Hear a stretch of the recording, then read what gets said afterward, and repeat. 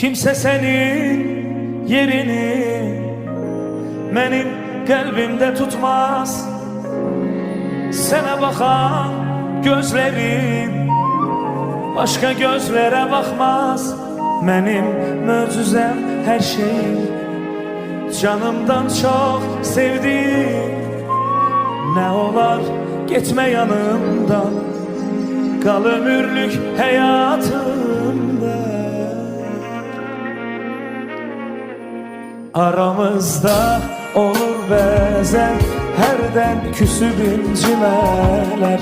Sevgini al gel yanıma, gözleyirem gözleyirem. Sensiz hayat çetin olar, alışmara bezab olar. Gel seni çok çok sevirem, gözleyirem gözleyirem.